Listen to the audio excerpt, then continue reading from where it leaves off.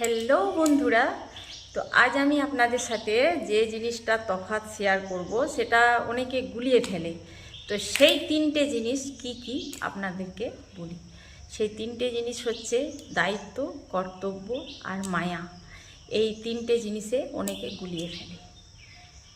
দায়িত্ব থাকলেই যে কর্তব্য করবে মানুষ সেটাও বলা যায় না, আর কর্তব্য করলেই যে সে আপনার দায়িত্ব নেবে সেটারও কোনো গ্যারেন্টি নেই। কিন্তু মায়া যদি থাকে আপনার প্রতি, তো আলাদা করে দায়িত্ব কর্তব্য করতে বলতে হয় না, অটোমেটিক হয়ে যায়। ধরুন আপনি কোনো বাবার মেয়ে বা মায়ের মেয়ে বা বাড়ির ছোট ছেলে বা বড় ছেলে, ঠিক আছে।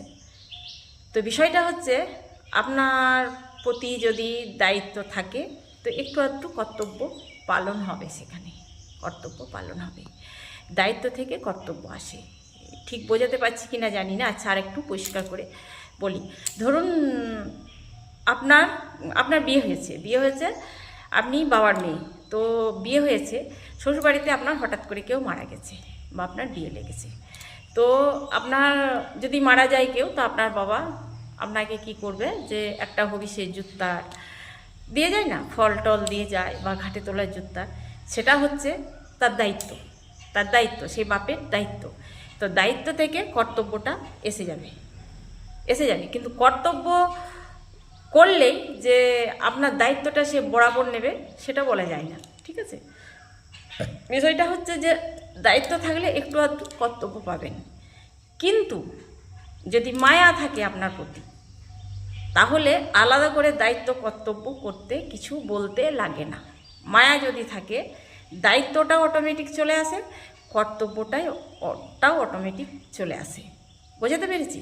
তো দায়িত্ব, কর্তব্য আর মায়া, এই তিনটে জিনিস কিন্তু আলাদা। দায়িত্ব থাকলে কর্তব্য একটু আধটু পালন হবে, আর কর্তব্য করলেই যে আপনার সে দায়িত্ব নেবে বরাবর সেটাও বলা যায় না।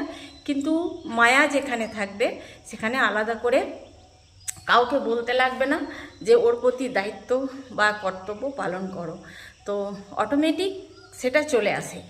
আর যদি দেখেন যে কোনো সম্পর্কে দায়িত্বও নেই, কর্তব্যও নেই, মায়াও নেই, তা আমি বলবো সেখান থেকে মানে কি বলবো, একদম বেরিয়ে পড়বো সেসব সম্পর্কগুলো থেকে। আশা করি আমি বোঝাতে পেরেছি যে দায়িত্ব, কর্তব্য, মায়া, এই তিনটে জিনিস কী।